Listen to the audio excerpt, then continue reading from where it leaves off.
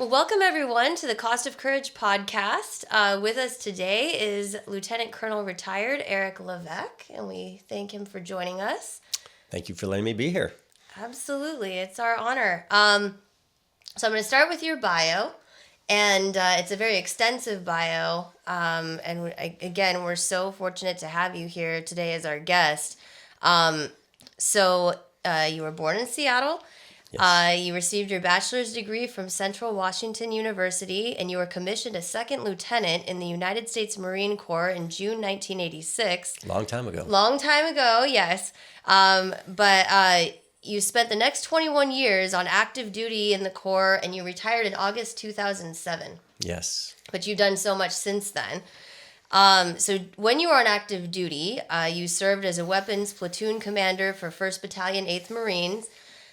You flew over 40 combat missions in the F-18 Hornet and served in various ground combat operations in numerous conflicts around the globe. That was including Operation Desert Shield and Desert Storm, Operation Enduring Freedom, Joint Task Force 6, that was a Southern Border Defense, a combined Joint Task Force Horn of Africa, and multiple Western Pacific Unit deployments. So it's incredible. Had a lot of fun. Yes, I can't wait to hear more about that in just a few minutes.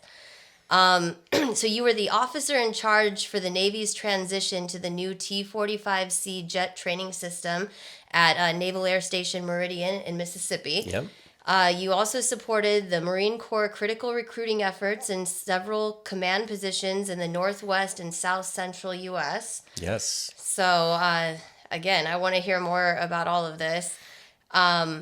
Your personal awards included the Air Medal with 5 Strike Flight Awards, the Single Mission Air Medal with Combat V for Valor in Flight. You had 2 Meritorious Service Medals and 2 Navy and Marine Corps Commendation Medals. So since your retirement, which we're going to talk about as well today. Sounds good. Yes, I can't. This is going to be really wonderful for our audience to hear. But since you retired, you served as a senior manager for a large agricultural company, and that was Plant Sciences, Inc. Yes. And you were president of the board of directors for the Siskiyou. You got that right. I got it. County. I got it. Yeah. This was the Siskiyou County Economic Development Council, and you've served as the commandant of the Marine Corps League Crater Lake Detachment number 373 in Klamath Falls, Oregon. We'll talk about that too. Yes. And you were the project lead for various technology integration programs, and you hold multiple patents for robotic and technology design. Yes. So incredible. And you've owned and operated a lot of your own businesses. Yes. So again, you've done so much stuff since the Marine Corps. I've been very fortunate. Very fortunate. And what I think is most interesting and what brought you to us was your service as the Marine Corps Junior ROTC program at Del Mar High School in Campbell. So, in full disclosure, you and your wonderful team helped with our Tribute to Service Gala. In November. It was our very special 10-year, and you actually read the prayer for the fallen, which was, and we were so grateful for that. And like I've been telling you, it made the whole ceremony very special. I'm very pleased that it did. It was an honor to get to do that. And my cadets were so thankful that they got to be a part of that. Yeah. That's wonderful. We were so thankful for them. I mean, they did such a wonderful job that night. It was just flawless. And it's, I think, a testament to your ability to lead them and the respect that they have for you. It really showed through. And that's good. It was an amazing night. So I was very proud of them, too. Very proud. And like we were talking about, some of them are graduating this year. Yes. So, very special. Yes. So it was a great night and a great opportunity for them and for me, too. Yeah. So it made it very special. So I wish them the best of luck because they're going on into their next career. Whatever they're going to do. Whatever they're going to do, which some of them it sounds like they are going on to the Marine Corps. So yeah, we have a few that decide they want to do military service. Yeah. Most this year are if they're going in the service are doing a tour in the Marine Corps. So That's amazing. they're joining the Marine Corps. But I have one that's applied for the Air Force Academy. We're waiting to find out if she gets her letter of acceptance. So that should be in the next week or two. Oh, So I'm we have to hoping- have a part 2 of this so Yes, we can figure yeah, that absolutely. out. Because, I mean, they're all good kids. And Yeah. I wonder, and I know we're getting into the ROTC question that I had for you, but now I Go ahead. wonder Hey, since we're did you have anything to do with the kids that decided to go in the Marine Corps? Were they following in your footsteps? Well, I just started that program last school year. So Okay. the fall of 2023 was my first year doing that. Wow. So I might have had some impact, just them getting to rub elbows with me. They get to see my leadership style, how I lead the class, how I direct the program. So I might have had something, but most of them, I think, already had it in their hearts. They wanted to do that. Well, that makes So I sense. can't take credit for much. Yeah, to even join and do JROTC Yes. in the first place, that does take a special person. It does. I was not one of those kids. I was not Really? one that would have been willing to sacrifice that much time, because these young men and women sacrifice thousands of hours. This year, we're going to be close to 3,000 hours of community service that My they've goodness. provided. Yeah, 3,000 for a group of, we're right at 73 students right now. So a lot of community service. They compete in different events. We've got teams that they can compete on that are kind of military-based orienteering teams where they go out and find things out in the wilderness. I train them how to read maps and read a compass and use the stars and all those types of things that Yeah. most people just never use in their lives. Yeah, but they'll remember you when they need They to do use remember those that. skill Yeah, sets. someday, yeah. When the Someday whole they're gonna system shuts say, down, they'll go, oh yeah, Colonel Levesque, he taught me how to do He this. taught me Yeah. how to do this. You never know. Yeah, if how to find the North Star. Exactly. You never know. You're going to get that email one day or that phone call of you help me. Yes. Hopefully so. Well, hopefully not, but hopefully it would be not. nice. But yes, Yeah. I wouldn't be surprised if it happened. So, but you just have such a positive impact on these kids, and it's really nice that you, as we read in the bio, you have such an extensive background, but for you to pay it forward and give it back the way you do, that takes a special person, and I hope you know that. Well, thank you. Yeah, this Yeah. was not on my radar, nor was it something that I needed to do. But I felt compelled to do it once I found out about the program. I was retiring from that agricultural company, so that was my Okay. second retirement. I had several businesses going, but a friend of mine had asked me, well, have you ever thought about junior ROTC? Because the last of our children, of our 10 children that we have together, was out of the house. And I always Wow. felt like I was impacting the world through my kids Yes. at this point in my life. Yes. I did coach teams, and I've helped, substitute teach and things like that in between when I'm not busy doing other stuff. Sure. But I really felt like I was impacting the world through my children, and now they're out impacting the world, and I'm Yes. like, not just an empty nester, but it was like I'm missing something that I really want to do in my life. And so when this person asked me if I thought about it, I'm like, no, I've never even thought about it. So I looked into it. It was that night. This is kind of how my life goes. I look into it that night. I'm like, oh, this is the thing that I want to do. This is Yeah. my calling. Yeah. So I started work on applying to be an instructor. Yes. And, a few weeks later, all of a sudden I'm getting my qualification letter and pressing forward. So all of a sudden now I'm on another pathway that I never dreamed I'd be on. And I'm so thankful that I get to be a part of this Yeah. program. Yeah. And you're impacting so many lives, and I mean, it's incredible. And to get back to your kids, I mean, so 10 kids, 10 kids. which is amazing. So some of them they followed in your footsteps. They joined the military. One of them joined the Army, it sounds like. Yes, So yeah. how did that go for you, though? Oh no, that was great. that okay? Yeah. Okay. So my wife and I, she brought 2 in the mix. I have 8, Right. and so he's the youngest of them all, and he's the youngest of her 2. Okay. And their family side has a long legacy in the Army. So it was always kind of if he was ever going to join the military, he'd always said he wanted to do the Army. Though he loved the Marine Corps. Sure. He was like, he wants to kind of follow in his uncle and his grandfather's footsteps and several others in the family. So That makes it was sense. kind of a natural progression for him. And now he's doing great. He's a combat medic. He's spent now he's had 4 years in active duty, and he's getting out in 6 months, and he's Okay. got great plans for his life. Going to be he's building race cars already. Yes, I'm talking about he's that. fixing all of his friends' cars, but he wants to build race cars. Go to some technical training to further some of those skills. Yeah, and he's a brilliant young man. So Sounds really like proud of it. him. And And he's 2 inches taller than me. He's a No tall way. one. Who's Yeah, taller he's than you? 6'6". So they can't tell Yeah. I'm sitting down. I'm 6'4", but he's like another 2 inches, and he's got these massive hands. You know, he's just a Yes. large human. So But he seems like He's a good young man. wonderful person. Oh, yeah. Outstanding. And you know, it's got to be in part a testament to you being in his life, and you know, just this impact that you have on so many. And so that gets me into a question I wanted to ask you: is, you know, what inspired you to join in the first place? Why the Marines? Did you have kind of a similar family history that brought you to that point?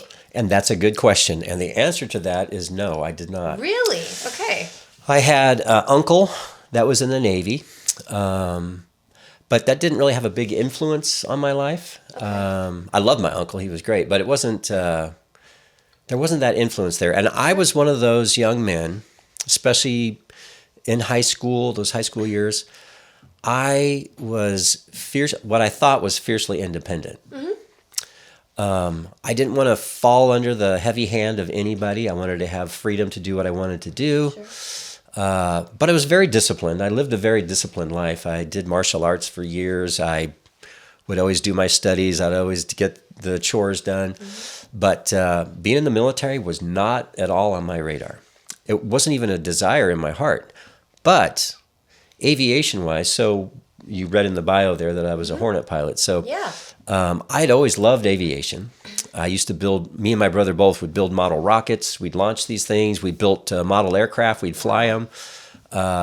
I even went to, when I was in junior high, this World Indoor Paper Airplane Championship. And There's an indoor paper airplane. yes, Okay. it was back in the days where we had this thing called the Kingdome up in Seattle. So it was Okay. a big indoor sports. The Seahawks played there. The Oh, wow. Mariners played there. It was a massive indoor. They knocked it all Okay. down. They built new ones. But so it was there. So it's this big place. Okay. And there was thousands of people there. My dad said, "Hey, let's go to this thing. It's the Indoor Paper Airplane Championship, World Indoor." We just thought we'd have fun. So they have special paper that you would fold and use, and there's special rules about how you could fold things and things you couldn't do. Anyways, long story short, I took third place out of that. Wow. Probably a little bit lucky, but you know, we've all had a strong interest in aviation, aerodynamics, and I was just as a kid. So I didn't have an understanding of how an average kid like me at that time could become an aviator. I didn't have a vision for that. Okay. I didn't have a pathway that I understood how you got there. So I just never thought of that as an opportunity for me. Okay. So what did So- you do? So what happened, I graduated high school, went to college, and I met a couple of friends there. Again, I had no desire to be in the military, but two of the many good friends that I met in college, I had such a good, probably a group of about 30 guys that we were all really close. Yeah. Two of those were Marines. They were Marine reservists. So Okay. they were going to college full time. They were doing the reserves. They were in a tank unit in Yakima, Washington. One of them, Brian Notter was his name. He goes by Brian Anaya now. Changed his last name back to his original last name. Interesting. Yeah, he was adopted. I feel like that's a story in itself. That's a whole Yeah. other story. He's a wonderful. Well, he's one guy that had a huge impact on changing my life. Okay. But just a wonderful guy. Yeah. And I took note of them. I really appreciated the way they carried themselves, the pride they had in their organization, the Marine Corps. I hadn't really met people like that before. I mean, they would, at a moment's notice, sing the Marines hymn, right? They would just do stuff Really? like They that. just- Yeah. I've heard that. Yeah. So I took note of that. I appreciated how he carried himself. And one day I sat down with him at lunch. It was just going to be the 30-minute lunch because we both had classes. And I just wanted to find out, pick his brain a little bit about why he was a Marine, what it meant to him, kind of what you're asking me right now. Yeah. Exactly. And his answers were some very basic ones, but he said that, you know, the Marines, they have the tough jobs, Eric. The nation depends on Marines to do those impossible things. Interesting. He goes, and And he would share with me about some of the stories of the Marine Corps. And as he was talking, something was stirring in my soul. And then he mentioned about, the Marine Corps motto is Semper Fidelis. And I go, what's that? Is that Greek? He goes, well, pretty close. It's Latin, and it means always faithful. And when he said that, I was like, oh my goodness, I didn't have any of those real strong principles in my life yet. I was kind of a unprincipled but disciplined individual. Makes sense. And so he was speaking of things that I didn't know I was looking for. And then he started sharing with me about he was involved in an officer candidate program. Even though he was a reservist, full-time college student, he was in this officer candidate program. And I said, well, what's an officer? So he kind of explained to me what an officer's role is, and they take responsibility for everything that happens, whether it's success or failure, and the importance that the Marine Corps puts on its officers. They got to be the best of the best. So as he's speaking even more, now we're an hour and a half into this conversation, and I'm like, I want to become a Marine officer. That's what I want to do. And the thing that sealed it, the thing that made me really decide that this is what I wanted to do was he pulled out this brochure. He goes, hey, look, I just got this from... He just had this in his pocket? Well, he had just come... The officer recruiter was on campus that week, that whole week. So he had it. He goes, yeah, Eric, look, they've got aircraft. I'm like, the Marine Corps has aircraft? Because I knew nothing about the military at all. I was completely ignorant. I thought that all the jets that we flew were all in the Air Force. I didn't know the Navy had jets. I didn't know the Marine Corps had jets. I just thought the Air Force had everything because they are the Air Force, right? So I was completely ignorant of our military. So he's showing me this brochure. He goes, yeah, we got aircraft. I go, what, helicopters? He goes, yeah, they got helicopters. They got C-130. And I'm like, oh, that's a cool airplane. That's a big medium lift aircraft. He goes, yeah, and they got jets. I'm like, oh, you're like, that's the Marine Corps got jets? Are you kidding me? Because I used to build jets. See? Models of jets of F-4s, F-14s, P-51s, the F-4U Corsair, which is my favorite aircraft of all time. So he's showing me these pictures, and he goes, yeah, they got F-4s. I'm like, oh, I love the F-4. Yeah. And then he goes, and they got this new aircraft. Now, you remember, this is back in 1983. 83, okay. Yeah. And he goes, it's called the F-18. And I hadn't even heard of it. And he showed me this picture of the F-18, which is, I'll just say it's a sexy jet. It's an outstanding, high-performance aircraft. And I saw that, and I'm like, oh. I want to sit in that. But even if I don't get to sit in that, I want to become a Marine officer. I want to be a leader of Marines. So that day, after an hour and a half, so we missed the whole class. I was going to ask you, two different classes. This sounds like a 30-minute. It was a good almost 2-hour long conversation. And that almost 2-hour long conversation made a 180-degree turn in my life that turned into a lifelong commitment. That's incredible. Yeah. So you never know what could be coming your way, but you've got to be ready for those opportunities. And fortunately, I was. Fortunately, at that point in my life, I kind of prepared myself as far as the discipline. I always trained hard in the physical fitness, so that helped a lot because as an officer, you've got to be in extremely high levels of physical fitness. Yeah. And so the opportunity came, or the awareness of the opportunity, and I was ready to meet it. The timing was right. And it was right. You hear that about life, the timing is everything, but it just sounds like this was incredible. Do you still talk to him? Is he still? I spoke to him about almost a year ago. So we don't stay in regular communication, but I'll see some things from Facebook and see how he's doing. But he knows the impact, so this won't be the first time. I have shared with him the impact, but it's good for me to remind him. Yeah, it's good for me to remind him because it had a huge impact. So that very same day, if you'd like to, I can continue on with a little bit of that first day, just that evolution of how I became, because I went from clue zero that I was going to do this to what do I need to do now? So he told me, he goes, hey, the officer selection officer, that's the officer recruiter, is on campus today. In fact, he's been here all week. Captain Vic was his name. He goes, you need to go talk to him today. I think there's still an aviation slot. So the Marine Corps Officer Candidate Program has what they call a guaranteed aviation program. So if you qualify physically and mentally and morally, then they will put you through officer candidate school. You'll go to the basic school just like everybody else. All Marine Corps officers go through the basic school once they're commissioned. And then after that, you go to your MOS training. That's your military occupational specialty. And so you would have a spot at flight school waiting for you as long as you stayed medically qualified. That's amazing. So I thought, well, that just sounds too good to be true. So I was going to go talk to Captain Vic that day, and I did. And in fact, I left that meeting with Brian, went right to the Student Union building where Captain Vic had his table set up with the typical red cover on it. So Captain Vic was a Marine Corps combat engineer.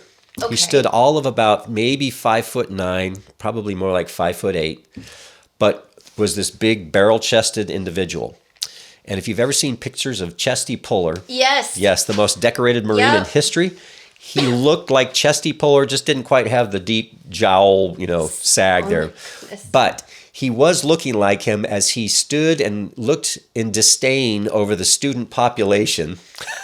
Okay. Arms folded. He's in his dress blues, just doing this. Just like looking judgy. for, yeah. Very judgy. Yeah. Okay. Well, being intimidating. Yes. Because sometimes that's what people are looking for. But he was an intimidating guy. So he's on this side of the Student Union building. I come in on the other side, and there's this low point in between us. Okay. So I come walking in, and I'm about 6'2" at this point. I was going to say, yeah. I wasn't quite my height right now, but I was still pretty tall and still growing. lean. Yeah, still growing. Yeah.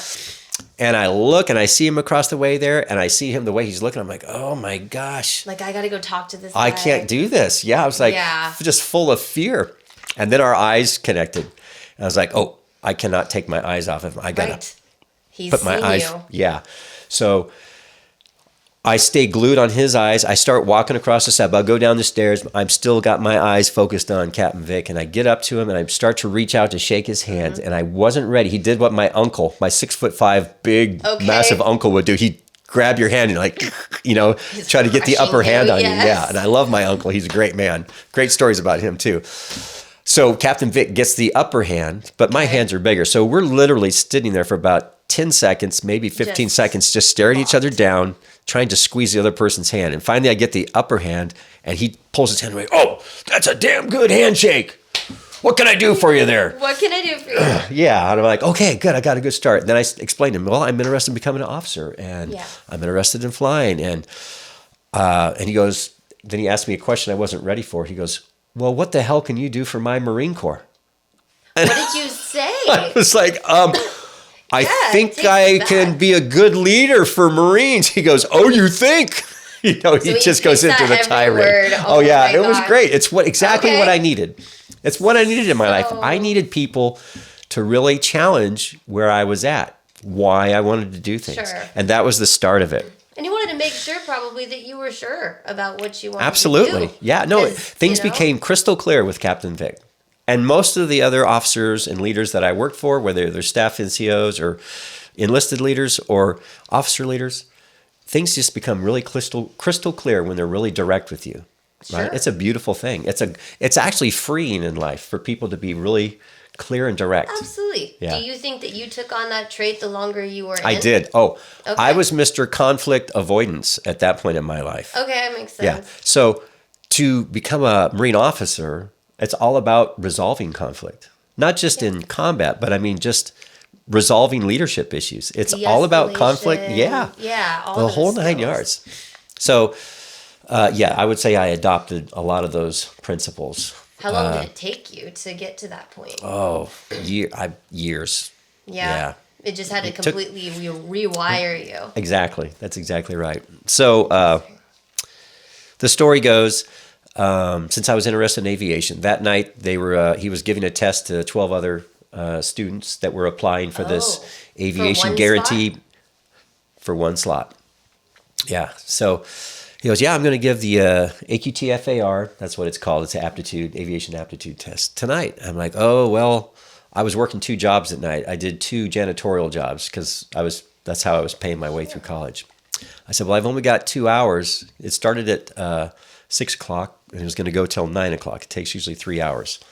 I said, I could give you 2 hours, excuse me. And he's like, well, why don't you stop by at 6 and we'll just see how you do. I go, okay, great. I'll stop by at 6. So I'm clueless still. I have no idea that most people don't pass it the first time. I just kind of walked in going, oh, I'm going to give this a try. Mm-hmm. So I sat down. Everybody had already started because I had to run across campus because I work until 6. So then I'm running. I told him I'm going to be late. I'll be like 5 minutes late. He goes, oh, it's fine. We'll get you going. Wow. So everybody started. He lines me out. I get started on it. I'm going as fast as I can. I get done in about an hour and 45 minutes. And then I turn it in, and I'm like, and everybody else is still working. I'm like, I'm toast. Yeah. probably didn't do so good Yeah. on it this time. But he told me that I could take it again if, in 6 months if I didn't pass it. Okay. So I headed home that night. Then I saw him the next day, and he goes, "Well, Levesque, I got some bad news, and I got some good news." He goes, "Bad news is only one person passed last night." He goes, "Good news is you're the one." He's just messing with me. Yeah. I mean, see, it was meant to be, and you had no studying. You just walked right in. Literally walked that in. day, you didn't even know Yeah. what you were going to be doing. That Zero day. pressure, though. Exactly. Right? There was no pressure on me at all. I was just like, I'm here, and I'm just going to do what I can. Yeah. Absolutely. So what did you do? You just in shock, or what? I was excited. I'm like, oh my goodness, this is kind of starting to move into the realm of reality. Yeah. So then that was on a Thursday night. So then Saturday he was doing a physical fitness test for guys that were applying and those that were already in the program. Okay. It's because you have to keep your fitness up. So I went and ran that. Short of that is I passed that really good.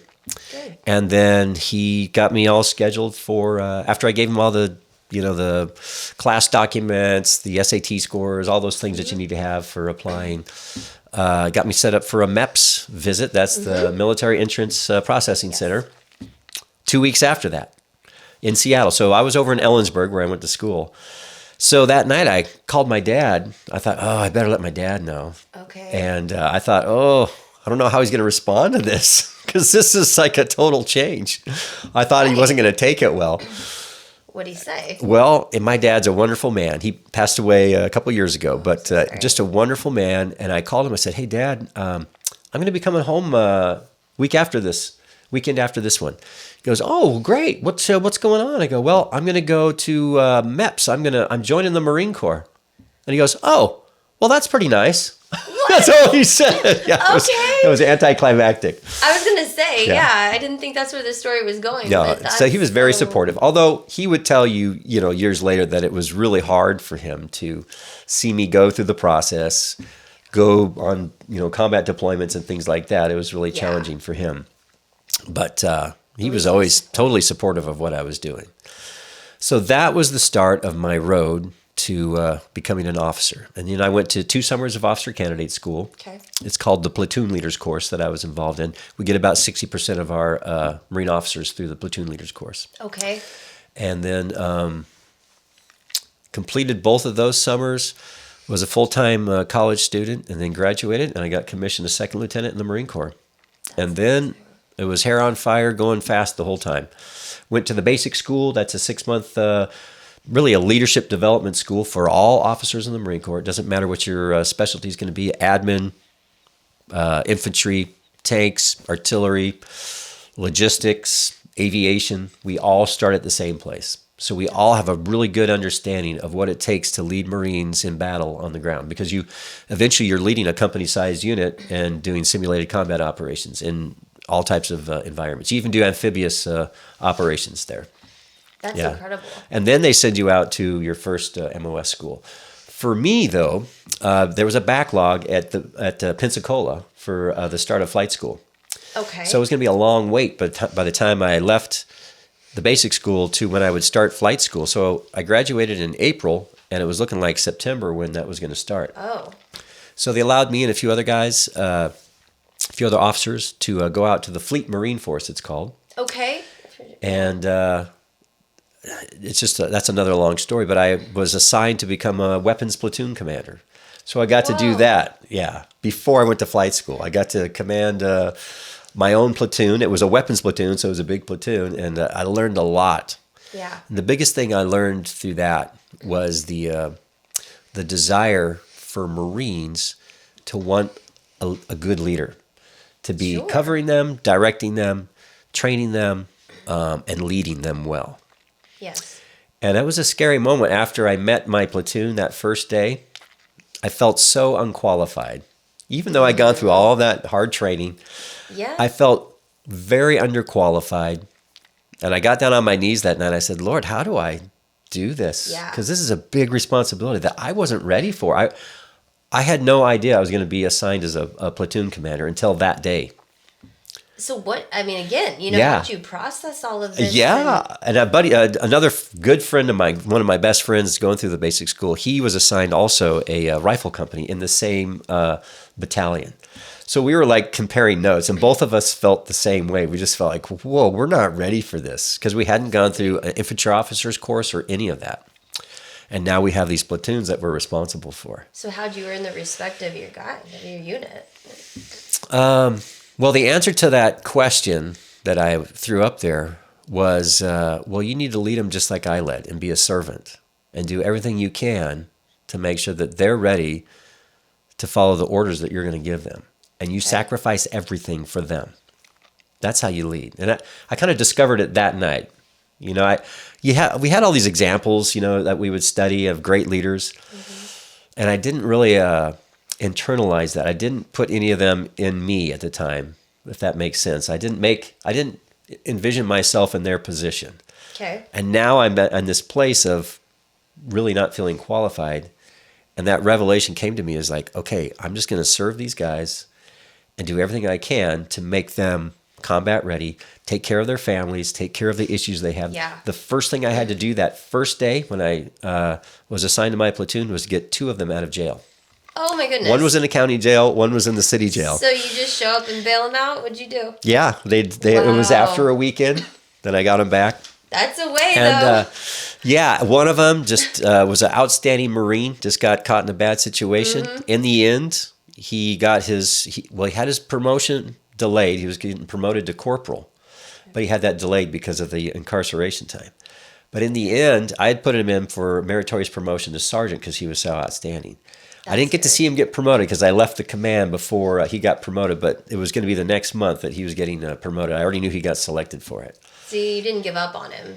No, I didn't give up on him. That's huge. And, they always say, through actions is how you earn respect. Yes, and you earn it. You earn it. Yes. It's not automatically and the way given. And the way you earn it is it's given, right? A person has to choose to give you their respect. And that's a really valuable commodity.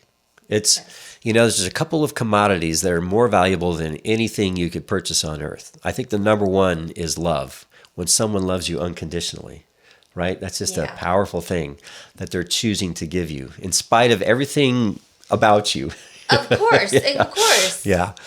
And then right next to that is loyalty. Yes. And then that respect that follows that loyalty. And those are really precious things that often as leaders, it's easy for us to use those things as doormats instead of protecting that and guarding it.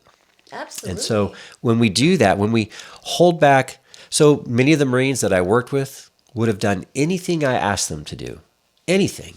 And yet if you go that distance all the time and you ask them to do the impossible all of the time, you lose it. You haven't guarded that for when you really need that. And quite often as leaders, we'll forget that, they're already giving me 100%. Mm-hmm. I don't want to go ask for 110% all the time because I've just worn out that choice to give that loyalty to me. And because I understand how that feels. I've given my loyalty to people and I've worked and given 110, 120%, burn the candle at both ends. Sure. And I enjoy doing it. But then when it's abused, you really get that sense. And so you really want to guard those precious commodities. I think that's such a great approach because people are human at the end of the day. Yeah. And, just because you can pull rank and you can say, you have to do this. And some people, they really enjoy that. They enjoy people kind of jumping when they want them to because they can command that kind of, attention, I guess. But with you, I think you're one of those leaders that they really respect and would follow into fire. And it's really, I can tell that. And do you ever hear from you guys? I have, yeah. Okay, so did they kind of, I don't know, just agree with that? Yeah, they would. No, many of them would share those kinds of things with me. They would share how maybe I impacted their family lives, helped them be not just a better Marine, a better father, a better husband. And those are the messages that I still have those. I keep those. That's nice. My last command that I had, all of my staff NCOs wrote a message to me, and they put it on they framed it. It's a nice big frame, and I have it in my gym where I work out because I like to Wow. look up at that and go, okay, this is why I'm still doing these things. Yes. And they all wrote to me something very personal like that. And it's just such an honor to get that type of input and that type of comment, to know that they reflect back to you that you changed their lives, that you were used in that way, that you were given that opportunity to do that. Yes. That's a powerful thing. So people will often ask me, and this might have been one of your questions, but what do I miss most about being in the military or being in the Marine Corps specifically? Yeah. And the flying was great. I missed that. I missed that dynamic. But that pales in comparison to being able to work so closely with not just like-minded individuals, but people that I know have my back. Sure. And that are there.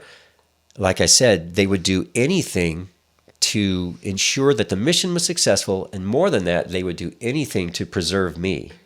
Right? And that's a powerful thing. And it was mutual. It wasn't just coming my way. I felt that way about them.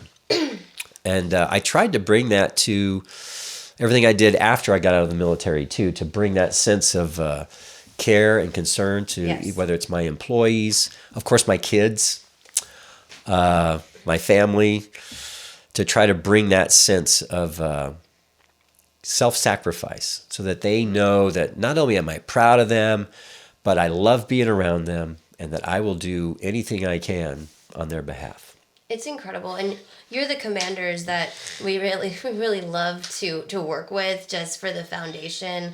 I always kind of tie into what we do with the grocery program and, the emergency aid, because those are the kinds of situations where sometimes, leadership has to remember that there's that human element. And people, they're serving, they're giving their all, but there's that side of it where the reality hits. They have to feed their family. They have to deal with those kind of interpersonal dynamics that don't go away just because you're in the military, especially if they're married, if they have, a significant other, a partner, kids, whatever the situation is, and even, their family at home, even their parents, their siblings. There's all kinds of things that go on, and I think that the leaders that really understand that and help, get that resource and don't judge or don't make it to where they're not comfortable coming to you with those concerns, that's sometimes where it's more challenging than it has to be. But when leaders like you, you see that and you do what you can to help. I mean, we've personally seen the benefit of that. And so again, on behalf of just our side of this, I want to thank you for being that way. And it's why you got that slot. It's why you got that last position. It was meant to be. Providential things. But I will say this, most of the leaders that I've worked for, the vast majority have always held that kind of an understanding that though they're Marines, they're still human. Though they're Marines, they're still husbands. Yes. Though they're Marines, they're still fathers, they're brothers, they're sons or daughters. And they truly would keep account of that as they would make operational plans, commit them to operations, or just, how busy we would keep them at work. Most of the vast majority were very aware of that. Yeah. And I was a recipient of that. And so, I'm a reflection of those leaders that I got to serve under. Absolutely. So I'm grateful for the people that I got to serve under. There were some that were really hardcore, very challenging, you just had to be at the top of your game. But even those gentlemen and ladies were very aware that they're working with individuals that are flawed people. Right? Yes. And I was so thankful for that because I needed grace many times in my professional career. There was times that I fell short or I needed to get, have some time with my family. And they would make those allowances. And it makes people a better Marine, a better soldier, a better, whatever they are. It's that human element that's so important to remember. Yeah. And I think, you recognize that early on, and it obviously impacted your team. Yep. So. My leadership style or the way that I chose to go about operations, it definitely did impact that. Yeah. And I mean, it's really wonderful. I love how you kind of touch on my question. It makes it a lot, making your job easy. You're making my job so easy. But, and I think you had kind of touched on a little bit, but just your best experience while serving. I always ask this question, what was your best day in the service? And it might not be what people would expect. Yeah. There was some best days that were exciting and fun. Yeah. Low threat of death. But there was some of the best days were some of the hardest days. Really? And I don't know, you've probably talked to some folks, maybe they've shared those days with you, but some really hard combat situations or family situations with Marines that are just working through some tough life issues. One example of one of my best days was I got to meet this young man. He's a Marine. He was in Iraq in 2004. No, 2000. Yeah, it was 2004. IED went off, blew up. He was burned over 96% of his body. Most people in the past decades ago would never survive that. It's just almost impossible. But the corpsmen responded rapidly. They got him to a treatment center there in theater. They were saving his life. They got him to Germany. Then they got him here to the States. They got him to the burn center. And incredibly, this young Marine's life was saved by all those medical professionals, all these first responders, military first responders. So he was down there in the burn center recovering. And he had already been there for about 5 months by the time I went down there to meet him. And you can imagine what a person looks like when all of their bodies burned off. So the only parts of his body that weren't burned was where he had the goggles. They weren't blown off. His helmet was shifted off of his head. So part of the top of his head was okay and the rest was all burned. His whole face, lips, ears, gone. And of course, his whole appendages, a small part of a back of a calf was there, so they were using that as a graft, skin grafts. So it was a slow process that he was going to go through. But this young man was a true leader of Marines, a true faithful individual that trusted God. That's the only reason he would say that he was alive. Of course. And he was the motivation for literally hundreds of other Marines and soldiers that went through the burn center down there. Because a lot of them, they got injured really bad, but they weren't quite to his level. So he was a hard ass on them. He was like, "Oh, you want to quit? Wow. You're complaining you want to quit? Look at me," that type of thing. And he would daily make his rounds, not always being a hard ass. He was a very encouraging person as well. Of course, but at a time when a warrior needed to hear from another warrior that has experienced that same type of difficulty, Lance Corporal German was there to be that inspiration. And he suffered pain 24 hours a day. He would shake sometimes when the pain would become, overwhelming. Yeah. Like when I was sitting talking to him and we kind of went around to see him do his rounds. There was times where he would start, his eyes would kind of go 1,000 yards away. I would say he started sweating, but he wasn't. He couldn't sweat. He didn't have any sweat glands. But you could tell that his body was just, overwhelmed, almost at the point of shock type of thing. And he would just learn how to recover from that, and then he would just keep going. That's incredible. So that was one of my great days to meet a hero like that. Yeah. Just, to me, he's a legend. He lived, I think he lived for another 6 years. I thought he was going to just live a full life. Forever, yeah. Yes. Yeah. But it's so easy to get infections, things like that, because you don't have the same epidural protection. But those additional years, how many did he inspire? Hundreds and hundreds, probably thousands, I would guess. I'm sure. And, he kept them going, and that was his mission, clearly. And his family set up there in San Antonio because he needed to be at the treatment center on a regular basis. But eventually he got promoted to sergeant, and then I think shortly after that he perished. but an amazing man Yeah. who's a true hero. I mean, it's not often in life you get to meet someone that has that kind of resolve. Absolutely. To, one, just to live, but two, living for other people.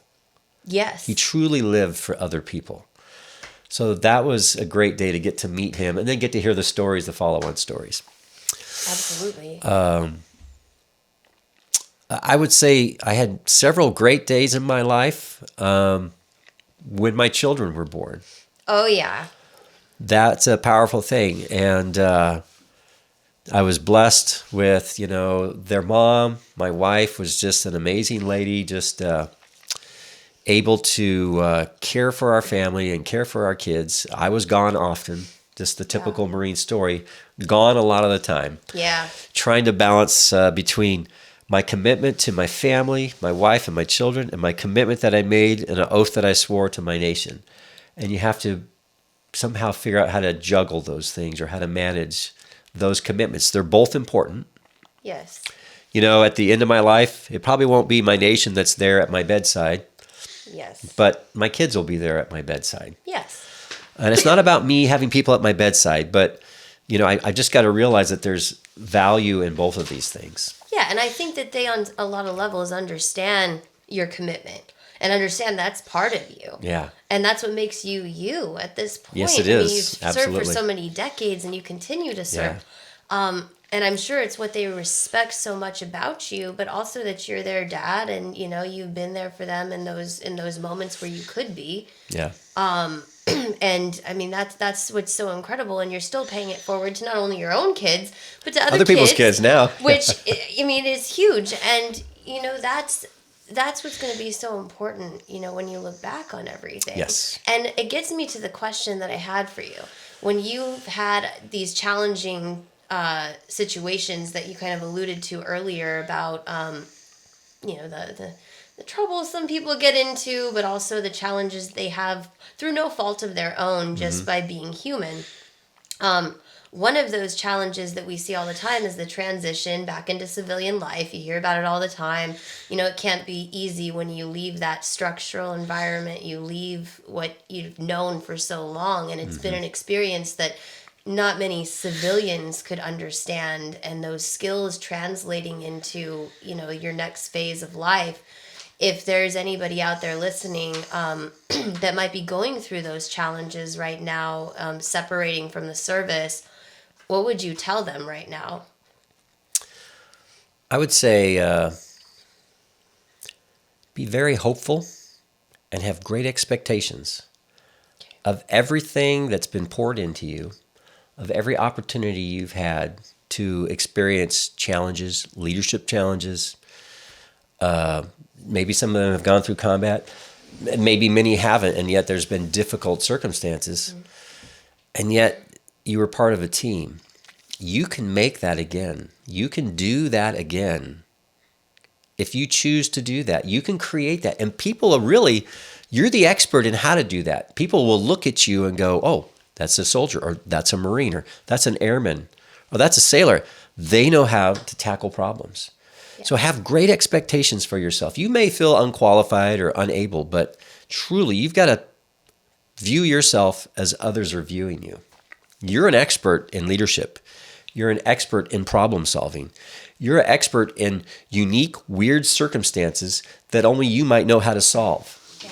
And have those big expectations for your life and for your family and for yourself, because it's true.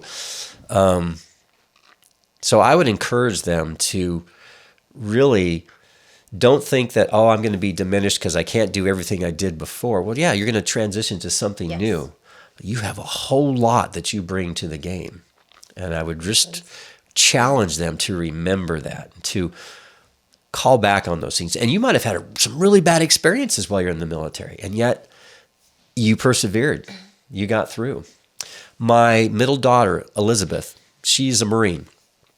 And it's kind of an amazing story how she got into that, but we don't have time tonight. But she was the first female artilleryman in the Marine Corps.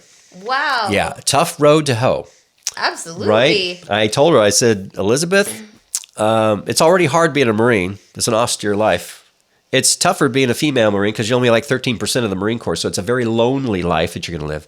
And now you want to go do something that's been a man's business for 242 years at the time. I said, do not expect them to applaud you when you get there. Whether that's right or wrong, it's just the way it's going to be. Yeah. I said, the only way they're going to accept you is if you are better than everybody else in your unit. Whether that's fair or not, that's the way it's going to be. You're being real with her. Yeah. Oh, I was being really direct with her, yeah. She's like, yeah, I know, Dad, but I'm going to do it. I'm going to go do it. She's your daughter. Yeah. So years later, she's getting promoted to sergeant. And I was able to go down. This is after I'm retired now. You're so proud. Yeah. I got to go down and promote her, swear her in again. And after I finished doing that, which I was so proud I got to do that, I'm standing off to the side while the rest of the Marines are getting their promotions and their awards.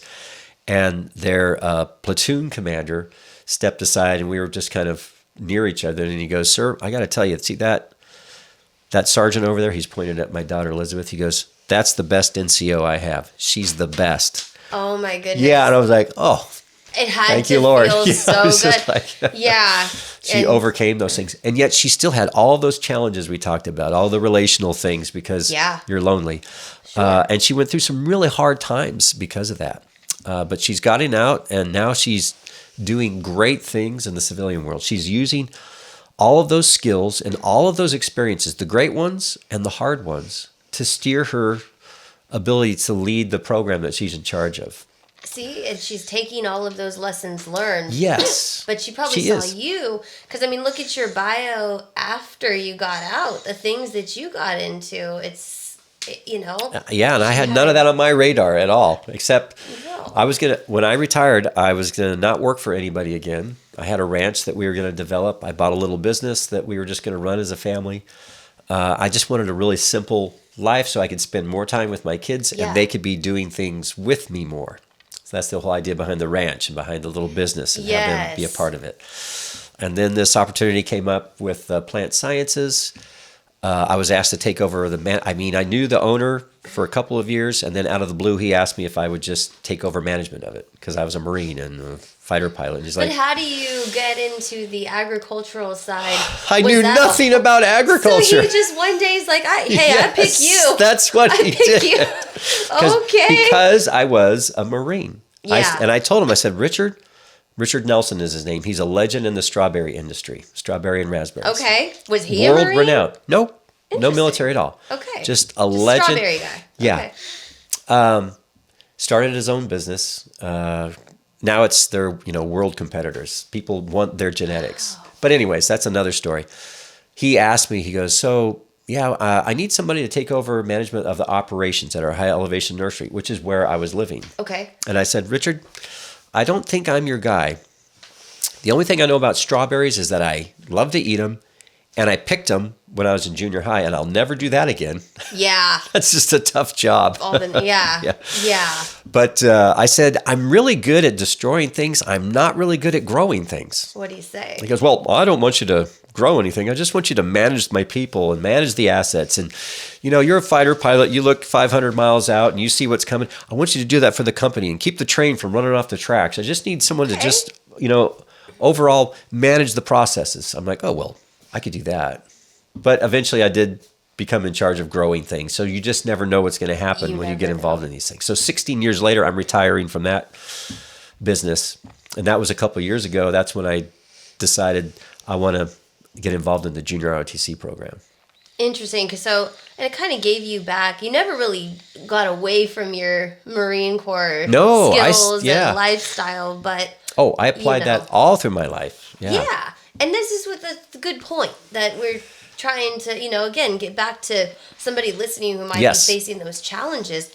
A lot of times the challenge is they don't see how their skills translate, sometimes it's the literal sense of, I can't do what I was doing in the Marine Corps in the civilian world exactly, but Right. they don't see sometimes those skills, those leadership Their skills. values that you bring with Yes. you. Yeah. Yes, but it's kind of that communicating that sometimes that's difficult, and it's not easy to try to translate that into a resume sometimes, but I just want people to understand how valuable they are having served, and it just says something about Well, you brought up a me. good point. Communicating that in a resume or how to communicate with an employer. There's all kinds of great programs out there. The VA has them. You can go online of how to translate those skills and those experiences into what's value added for a company. Or be even bolder, start your own company. Like Yes. my son, Pierce, my wife's youngest, he wants to start his own company. I'm like, go for it. Don't delay. Just go do it. Yes. So, I mean, it's good to work for other people, but just go do it. You're young.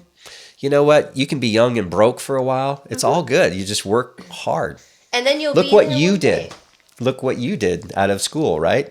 This is a product of you wanting to do a project to honor your uncle, your great uncle.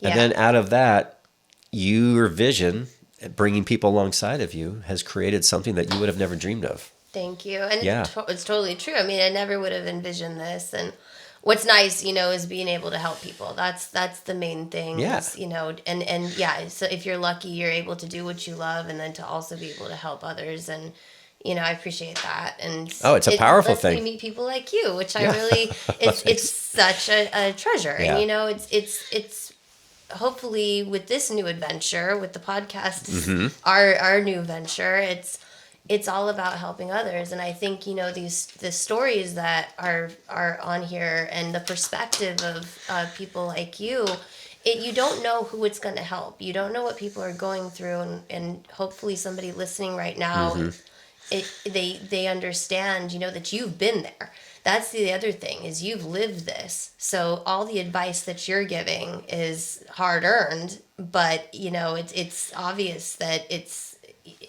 you have done incredibly well for yourself, and it rubs off on everyone that knows you. So, Well, I feel very fortunate that I was able to do all the things that I ever wanted to, and then even more. The Marine Corps just kept giving or piling on. I mean, just saying, hey, let's go. It was like being a Velcro ball and a Velcro wall, and they would just kind of throw it and see if I would stick to it, right? And it was just a wonderful thing. That's kind of what happened with my job at Plant Sciences, too. It would just be this whole transition. That, then I became involved in technology and advancement for the company because I was a bit of an inventor. Started new programs, emergency response program for the community up there where we would provide emergency food and water. Created biodiesel. I just started all kinds of unique things that they just kept throwing me at, and I was just really fortunate that they entrusted me with that. Yeah, they know you like a challenge, and I just love how you let life happen. You just let it come, and that's I think how you have to be in life. You can have this plan, but it's never probably going to be exactly the roadmap you laid out. But you just have to embrace what's coming. And yes, amen to that. That is so true, and that was not necessarily me before I got into the Marine Corps. I made decisions based on how do I avoid failure for quite a while. Yeah. The Marine Corps was the first thing I ever did that I had no clue how I was going to do in it. So it was a big unknown to me. And having gone through that process, I discovered that, there really isn't a whole lot that I can't do, or at least I can't attempt, and still come out, not just surviving, but thriving. Or my son might call it, my son Caleb, he calls it Thriving. Thriving. I love it. He created that word. That's a new glossary word for us. But it's a great word. And it really described that. It was a revelation that, I really can go attempt things and not be afraid of the outcome, but be excited about the potential for success. And do you feel like that came when you're just in the moment? Because you've been in combat, you've been in these situations where you probably didn't have time to think, and you just have to make a decision, and you can't probably worry as much about the outcome, because if you had time to think, you'd probably overthink the situation. Yes, I'm not an overthinker. My wife would agree with that. I'm not an overthinker, but I would say it came from two things. One, those experiences of having gone through those challenges, and Two, I'm definitely a believer that there's a God in heaven who's been steering my course. Yeah. And has provided me coverage through a lot of these circumstances. Oh, yeah. So those two things combined really have opened me up to be excited about really everything coming our way. My family's way, to be excited about it. Yeah, I get concerned here or there. I get concerned about my kids in the military, but I'm really excited for them because I know they have a lot to offer. Yeah. And that they've got a purpose in this life. And I'm excited that they're, and even the ones that didn't go in the military are doing great things. That you're just doing amazing things. Like that, my one son, Caleb, he's doing things that I would never want any of my kids to do, and yet he loves it. He's a professional card player. What? Right? What parent would ever advise their children, go become a professional card player? You'll make money doing that. Well, he makes money doing that. Yeah, hey, if you're good at it. He's a six-figure money maker playing cards professionally. I mean, that's the thing. That's his path. Everybody. And so I have to let that go because to me, I'd be worried about his income and how he's going to survive and what happens if you lose it all and all that. No, he knows what he's doing, and I have to entrust that he's got a path that he's got to follow too. So. Yeah, and I mean, just like you, he decides one day I don't want to do that anymore. Or I can do that on the side and I want to do something else. That's what he was working full time. Then he started doing that on the side. And then he started getting good enough to where I'm earning a full-time income here. So and it's what he loves. It's his passion. It is. And I love that you aren't there like you have to go on this path. You have to join the Marines. You have to do Yeah, I've never told them they have to do something. Exactly. So I'll get back to something that our viewers may be interested in. Another of those great days were my days in combat. I got to fly and work with some incredible individuals. That was in the squadron VMFA 212. Okay. So that's a Hornet squadron. Okay.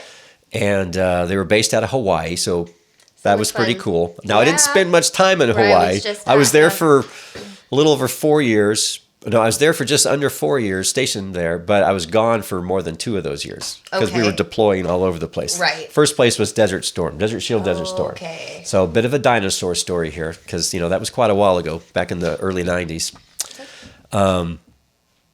In fact, my first daughter was born the first day I flew into combat. No. Yeah, so I wasn't there for her birth, but that was a big day for the Levesque family. So first combat mission, first daughter's born. It was just a powerful time, but it was so exciting. I did get to talk to my wife the day while she was in labor and after the baby was born. Oh, that's Corey. good. Corey's her name. That's my oldest. Corey. Yeah. Oh, okay.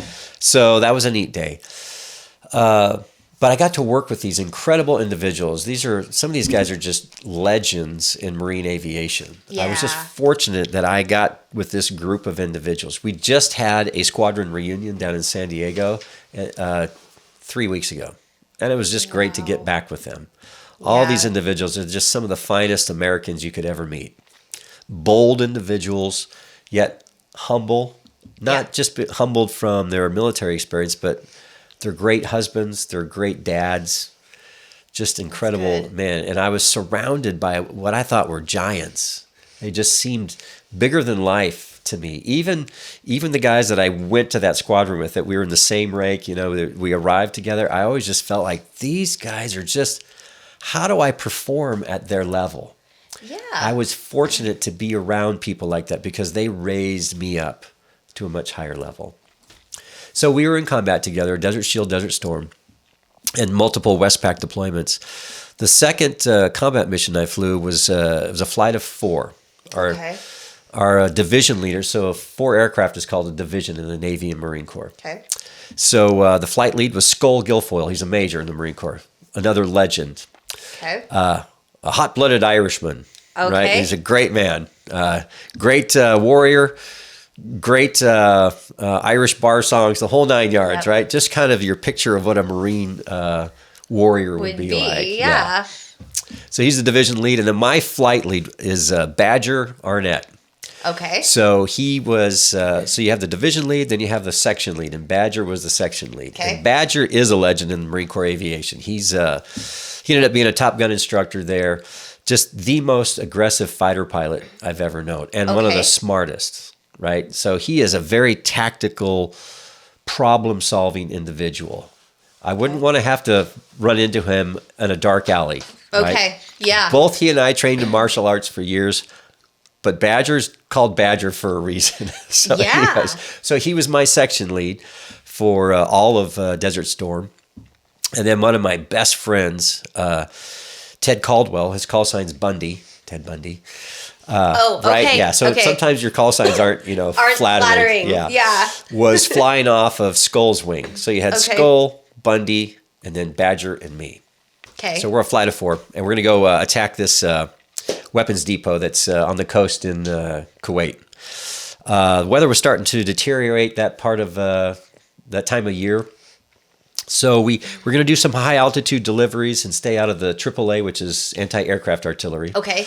And try to stay out of the small surface-to-air missiles that they had. They might have had some SA-6s there. Those a little bit medium altitude and higher, but we were trying to just stay out of the small arms fire, you could call it Makes that. sense. Yeah. Well, the weather was diminishing as we were flying into the site. The MiG sweep guys were calling, the area clear of enemy aircraft. Okay. But we're flying in the goo or in the clouds, and we're continually trying to get down to a lower altitude so that we're out of it. And finally, we're at a point where it's like well below the minimums that we were planning on being at. And Skull's like, well, gents, we could easily call it. We could go back because we were way out of the limits that we Sure. briefed. And we're like, oh, no, let's press. We're not missing a combat mission. Okay. Yeah, and that was his desire too. But he's putting it up there because he knew that we were outside of our Sure. briefed limits. So we're in the clouds. Now we're only like at about 13,000 feet. We're going to be at about 30,000 feet. Okay. So that's a significant difference Yeah, in it the is. roll-in altitude. Yeah, it is. So that means when we roll in and deliver, if we ever break out of the clouds, then we're going to be well inside of the heart of the envelope for everything they've got. Now, it wasn't supposed to be a heavily concentrated AAA or IADS, Integrated Air Defense System, at least according to Intel, but you never know. Yeah. So we were going to do a tactical roll-in where we're all kind of maneuvering in from different positions, but you Yeah. can't do that because you're flying welded wing off of flight, lead, second, third, and fourth aircraft. So we're just all doing a Blue Angel, welded wing Yes. type of thing because we're in the clouds. Makes sense. And you're trying to fly and work your radar system because you're, working on your radar designation of where your target is. Because in the Hornet, you could build a 3D image. And this is in the 90s. So most people in the 90s didn't have any of this technology. Now it's like everybody's got this. Right. But making But sure we're- everybody knows what time frame. Yeah, this era, like I said, This era. there was still some pterodactyls flying around back then. But anyways, so we're welded wing, and then finally we're over the target area. And so Skull rolls in. It's kind of quiet. Bundy rolls in, and then all of a sudden I hear us go, "Oh my gosh, look at all the flak!" So I'm in the clouds. So flak is the description of the rounds exploding Yeah. from the AAA. He's like, "There's AAA everywhere." And there's a FAC-A off the coast, and he's like, "Oh yeah, they're lighting everything up." So Yeah. a FAC-A is an airborne forward air controller. They were in 2-seat F-18, so he was flying off of the coast to help us get battle damage assessment and advise us of threats. Well, Yeah. he's like, "There's not much I can do for you." There's like AAA coming from everywhere down there. So Yeah. it was a really bad, what you call a flak trap. So the big sky, little bullet theory just went away. So then Badger rolls in, Okay. and then it's my turn. Now, so I'm tail end Charlie. I'm -4. So I'm the easiest guy to hit because they all know where we're rolling in from. And we're rolling in out of the clouds, so we're backlit really easily. So you can see aircraft when they're coming out of the clouds much easier than out of a blue sky. Sure. So I'm an easy target now. Oh no. And I'm rolling in. We're at 13,000 feet. And I finally punch out just below 11,000 feet. So now I'm seeing everything. And if you remember Star Wars, when they go into hyperdrive, when they're I've never seen Star Wars. You've never seen Star I Wars? know. That's Okay, a well, whole, let that's me, a conversation let me for describe another day. it for you. So yeah. So when they I'm go sure into everyone else in Yeah, the so they're like, world "Come has on." seen Star Wars, but yeah. Go when they on, punch please. into hyperdrive, the stars are out here dangling. All of a sudden, all these stars become like lines coming at you. Okay. That's a hyperdrive. Well, that's I'm what it envisioning looked like this. when I came out of the clouds, except it wasn't nice white stars flushing up at me, but it was just all orange. Oh my god. Orange streaks, because that was the tracers. So the tracers are like every 4th or 5th round. But it looks like a laser beam coming up at you because there's so much of it. And it was Okay. all coming at me. I'm like, all right, Lord, I guess Like, if this is I my am coming time. home. Yeah, this is my time. That is exactly what I thought. But we have this term in aviation when we're doing air-to-ground delivery. It does not matter how much the enemy's putting at you. Once you're on your delivery, you're now on what we call company time. You don't get to try to save your life. You're there to get ordnance off, right? And get it delivered. And then you get to save your life. Then you get to after save you get your it life, delivered and it gets on target. but you're responsible for yourself. And I thought for sure there was just no way that I was not going to get hit by it was all over the place. So I get my ordnance off. A couple of the aircraft weren't able to get theirs off, so I switched to this thing called a constant impact point. In other words, I would pickle the button when my cursor and my heads-up display was over the appropriate target. So I was trying to pick up not just my target, but another target too. Oh my goodness. So I pickled there and I got two of the targets and we got really good hits. So okay, that's good. the BDA was 100 over 100. So everything was destroyed that needed to be destroyed. Okay. And now I'm just trying to get out of there. And it's like they're tracking me very easily. I was going to say, They're just optically tracking me. And I pulled probably like 7.5 Gs off of that. So that means I bled off a lot of energy. And now I'm just well below 300 knots. It just felt like I was in slow motion. Yeah. And Badger gives me a call, Strider, brake right. There's a SAM right 5. And so I'm braking right. So he saved my life right there. So the surface-to-air missile just comes right by the backside of me. No. Had I not broke, it would have just kept going on. And I put chaff and flares out. So it was a heat-seeking missile. So I avoided that. And I'm still trying to avoid all this triplet. I'm thinking I've got to be getting hit right now. Right. Like, how are you not? But I wasn't. So I got back into the clouds. That doesn't mean the clouds protect you. They're still spraying up there, but they don't have any way to target you now. The visibility is less. So yeah. Yeah, they can't see you now. Yeah. And we had knocked out all of their radar tracking systems beforehand. You had some guys launching HARM missiles, high airspeed anti-radiation missiles beforehand. Anyways, we got through that. We got the ordnance off. Landed, not a scratch on any of the aircraft. Whoa. Not a scratch. See, something was watching over you. Absolutely. Clearly. Absolutely. And oh, God. There's more to the story, but years went by. We had kind of an impromptu get-together in San Diego. A few of the guys from the squadron. This wasn't the recent get-together. No, this is years ago. Okay. This is in 2004, somewhere around there, yeah. And the guy that was the FAC-A over the water happened to be there too. And he's like, yeah, we were just talking about stories. And he goes, yeah, remember that one you guys were attacking that weapons depot? It was like the third or fourth day. And we're like, yeah. And Badger happened to be at this one. You forget, yeah. Yeah, and they're like, yeah. He goes, yeah, who was Dash 4? And that was Strider. He goes, it was me. He goes, it was the weirdest thing. He says, I'd never seen anything like that. So I'd never heard this story until just this moment when he's telling it. He goes, I'd never seen anything like that. He goes, it was like you had this, like the rounds were bouncing off of your aircraft. He goes, how many rounds did you take in on your aircraft? I'm like, none. He goes, well, it was like a force field. It was like they were flying off to the side. That's crazy, like a guardian angel. That's just the way to look at it. Yeah. So I'd never heard that until years later. But even after that mission, I really sensed that, there was some purpose. There was a reason that I lived past that. So I had a baby. Yes. And I was like, oh. So I felt like, okay, there's a purpose to my life. Or not just a purpose, but there is, I don't have to worry about what's going to happen to me in my life. That's kind of taken care of, whether I live or not. Sure. But it gave me confidence that, there was more for me to be doing on this earth. Yeah. So the next day, I'm assigned to go support. It's going to be a 2-aircraft mission to go in and take out what Intel thought were weapons depots that weren't hit by that first mission because 2 of the aircraft had problems getting the ordnance off. But for whatever reason, they didn't get the information that everything was destroyed. So I already knew that the whole purpose of the mission was useless because I saw those ordnance depots blown up. And the weather had deteriorated even worse. And now they knew we were coming, and we were going to be flying in even at a lower altitude, and I was going to fly off of the wing of another squadron's pilot. Okay. So they were just trying to do a wrap up on that, and then our squadron had some other bigger missions we were doing. So since I'd already flown it, they're like, yeah, Strider can go do that one. And they figured, hey, he's not going to get hit. I would send you too. Cause yeah. that. So I tried to explain to the flight lead, he had just gotten there, he hadn't flown any combat missions yet. I said, hey, this is wrong. There's nothing for us to attack up there. It is these literal targets that you're pointing at, we had images of, I go, those don't exist anymore. There is nothing there. This is wrong intel. I said, there's no reason for us to go up there. And besides, we're going to get waxed. Yeah. We're going to be a lower altitude because the weather had come down. I said, this is not a good thing. You don't want to go there. I'm telling you. He goes, oh, no, we're going to go. Oh, my goodness. That's typical Marine. It's like, oh, no, I'm going to go. Yeah. And I understood that too. So I went and talked to Skull. I'm like, hey, Skull. Because he was getting ready for another flight. I'm like, hey, they're wanting us to go do this mission. We just got done briefing. I'm going to go walk right now. He goes, well, that's stupid. Yeah. I said, yeah, but he's not going to cancel. He goes, well, it's not much I can do.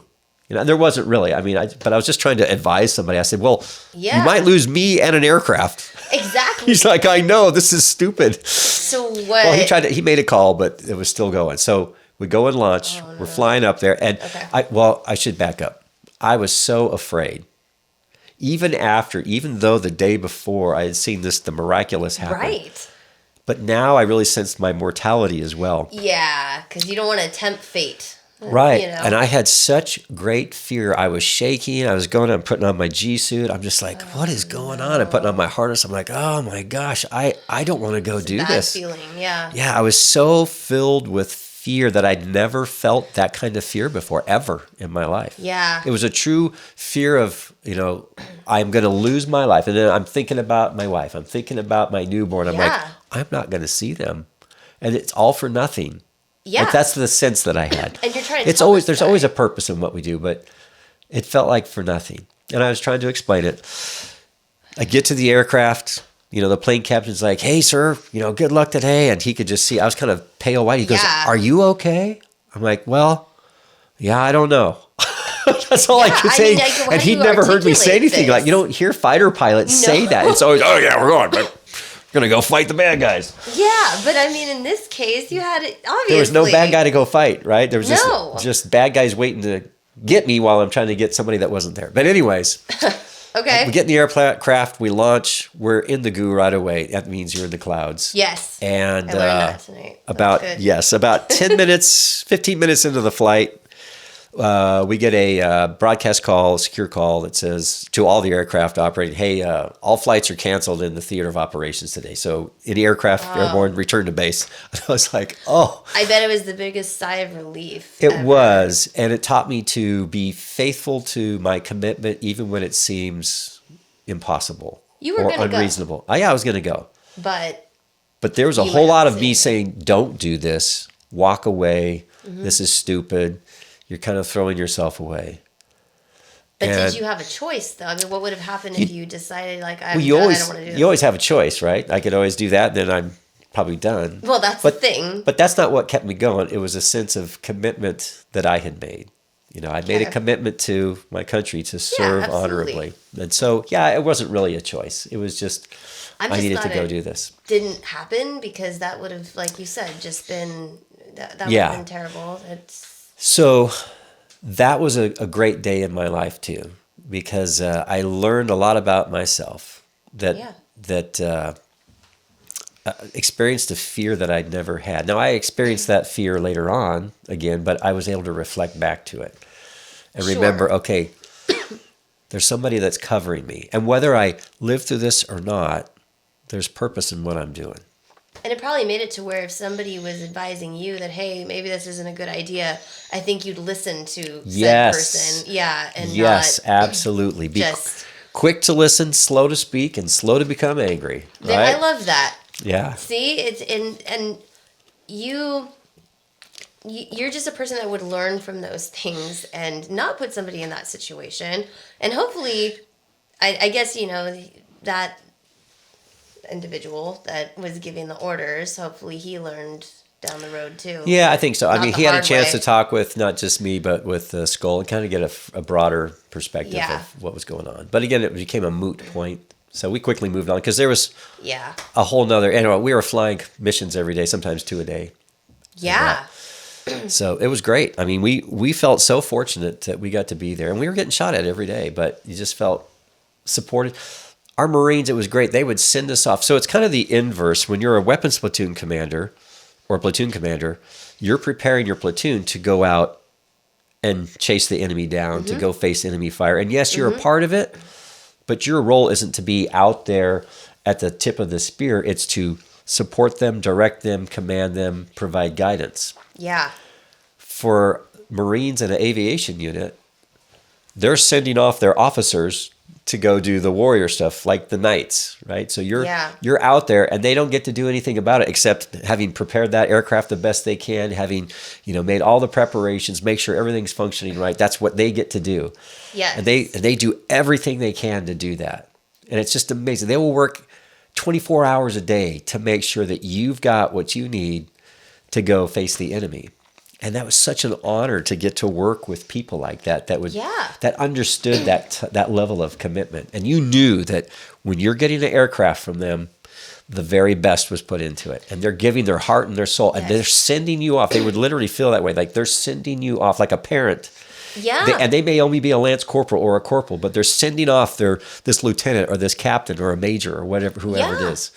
It's a powerful thing. It's incredibly powerful. And I was wondering, because just, your bio, it's just, you went to OEF, right? Well, I was sending Marines out there. I never stepped foot in Afghanistan for that operation. Yeah. But you had that frame of reference from, Desert Storm, Desert Shield. Yes. And then but also for Operation Southern Watch or Joint Task Force 6, and then it was Joint Task Force South. Yeah, I was flying with my C-130 guys down there. We were coordinating with special ops guys out of JTF South's command post there, out of beautiful Fort Bliss, Texas. Bliss. Yeah, it's the worst named base anywhere in the country because it's just a wasteland. Yeah. It's Fort Bliss. So ironic. So they were going out, we were doing things in Central America, South America, and fortunately they chose not to do embedded reporters and all that stuff. I don't believe that's a good idea ever. Interesting. Because war is an ugly thing. Oh, yeah. And I don't know how many Marines and soldiers were brought up on charges because they were too harsh in combat. Right? Mm-hmm. Well, that's what combat's all about. It's being very brutal to the enemy. And that's the reality of it. Yeah. So people seeing that back home, they don't have a way to process that. There's no way to understand that component of you got to be really ugly to the enemy because that's what you're charged to do is win 100% of the time. Yes. And so embedded reports, a lot of times they reported, hey, these guys are doing great things. But then sometimes those reports would come out. It's like, oh, that was kind of ugly. Let's refer that to the JAG. See, and that's the thing. And it's like when you have that kind of scrutiny, I guess. Yes, on you, that's a good word for it. That could get people hurt, killed, or make you not do what you need to do. Yeah, second guessing is a really bad thing to do in a combat situation. Very bad. So I understand the point you're making, especially, as we look back on Vietnam and, other eras too, where that might have come into play. Yeah, we started doing some of that embedded news reporting, but even that was delayed though, right? So it wasn't like real time all the time. But still, similar impacts. Yeah, similar impacts. Can you imagine what they would do if it was Iwo Jima? We did a lot of horrible things to people on Iwo Jima and many other islands. But I mean, it's like on some level, what do people? I don't know what the expectation is sometimes. Yeah. And that's where I think the divide has never been larger, where a lot of, it's a volunteer military, and that's a good thing. There's a lot of people that don't have a frame of reference through no fault of their own. That was not their path in life, and maybe they didn't have skin in the game with family or whatnot. Absolutely, yeah, I understand that totally. But I always ask that, people take the time to try to understand, and this is not just military, it's just understand somebody else. Walk in their shoes and understand what they're going through before you make an opinion. And I think if we all took the time to do that. That's been a lifelong journey for me, and I'm still learning that. What? Learning to listen and walk in somebody else's shoes. Interesting. Yeah, it's a lifelong journey. It's not something that I've learned and I've got it. I'm constantly things are revealed to me, whether through my wife, Jackie. She is a great, articulate, reasonable individual that has opened my eyes to many different things and understanding people, but also just other people that I've met and circumstances that I've been in. Yeah. and life choices that I've made that have put me in a position where I thought I would never be in that position. Yeah. And so it's a lifelong process to be willing to walk in other people's shoes and understand them at least. You may still totally disagree with what they're doing, how they got there, and all those things. But I am learning that I need more forbearance and in personal endurance to be willing to understand somebody better. And that's I'm not there yet. Yeah. I think you're more there than you think, though, just because, again, I get back to how you handle these situations, like getting back to the beginning of this conversation when one of your team ended up in jail. You didn't, your first thought wasn't to judge or let him rot, No, you were like, let me go get this guy out and help him out, and just understanding what people are going through on some level so that they could be the best they could be. Yeah. I think, that's a good place to start. And of course, we all have work to do. We all have, we have to get there in our minds, but it is a good place to start. I agree with you, but being open-minded. There was places where my heart hardened. And I think that's a natural process for us. Sometimes our heart can harden towards something. And then we need a little softening every once in a while. And usually the softening that occurs in me is because I've been humbled, right? Something has humbled me. I'm like, something happened. You learned a lesson or two. Yeah. But do you think it was the Marine Corps that after all those experiences, because it would harden anyone? Sure. A lot of hardening. Is that what did it? Hardening in good ways too. Like resolve and dedication and focus of effort. That's all a good hardening. The hardening of my heart where I disregard somebody, that's not a good thing. And those are the things that are a constant battle. For me, at least. I know some people that's just not an issue for them, but I see that from time to time in my life where I've hardened myself. And some of that hardening came through my experiences in the Marine Corps or my expectations of individuals. Yeah. My expectations of Marines is much higher now than my expectations of civilian employees. At first, it was the same level of expectation almost on my civilian employees. Well, that just doesn't work because they didn't join to give up their lives for plant sciences or maybe for the company that I'm running, right? That's not. They didn't swear an oath to that. They just signed a hiring document. They're like, I just want to work here, and right. Yeah. But it's interesting though to shut it off because you weren't just in it for a couple of years. You had an entire career before you went into that civilian world. So how do you shut it off like a light switch? I don't think you can. I don't think you should. I think there's a lot of good that comes from that experience. Yeah, I think so. Another recent example of softening my heart a little bit. It wasn't that it was so rigid, but last year, one of my senior cadets, we had a meeting. It was about midway through the school year. Yeah. They wanted to address some things that they were seeing. And one of those things was me and I said, okay, well, I'm going to be on receive. I just want to hear what they have to say. Because I was the new guy, right? I was the new senior instructor there. And this was one of the kids. Yeah, it's one of the kids. So one, I was like, this is really good that they're willing to ask. It's kind of like in the military, you have this process called request mass. So if you want to take something up to the commander, you can do that, and there's a formal process. And then you get to express whatever the issue is you have. You don't feel like it's being resolved through your squad leader or platoon sergeant or a platoon commander. You want to go right to the company commander or a battalion commander, whatever level, you can request mass. Okay. And it's a useful tool for commanders to hear grievances. Well, this is what was happening with my cadets. I go, oh, well, let's make this a request mass. So they can come and they bring whoever you need to help support you. So there were several things discussed, but one of the most powerful things was she shared with me, she goes, sir, we love the Marine Corps.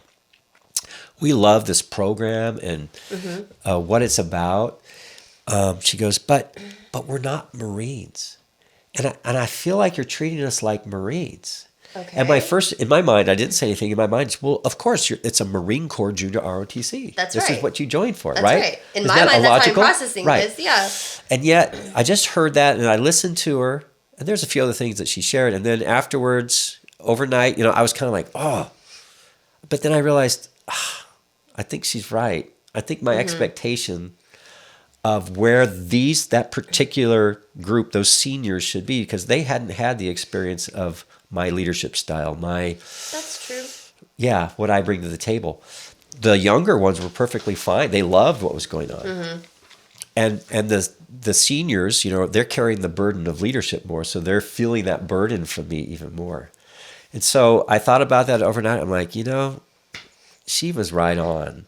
And I need to be very thankful that she was willing to speak that truth. Guts, yeah. It did. It took a lot of guts. I mean, I'm a big, tall Absolutely. Marine lieutenant colonel. I'm in charge. I could just, blow her off and go, that's ridiculous. Yeah. You need to square yourself away or whatever. Yeah, it was a risk. And yet she was right on. And so I really, again, late in life, being taught a lesson by somebody that's much younger than me. Yeah. And yet spoke words that were so right on. And I need to continue to be willing to hear that. And she communicated it professionally. She did. It was so right on. I'm so proud of her. That's good. Yeah. And I'm glad that you did that for her, because she'll remember that down the road. I hope so. Yeah. But she also, I think you're instilling in them that there's a reality, right, of the Marine Corps, where you're going to go through things, and your our opinion expectations. Isn't going to matter sometimes. Yes, yeah, well, that's true too. Yeah. So I think that you probably helped her grow and get to that point, because there is that reality that you're trying to prepare them for,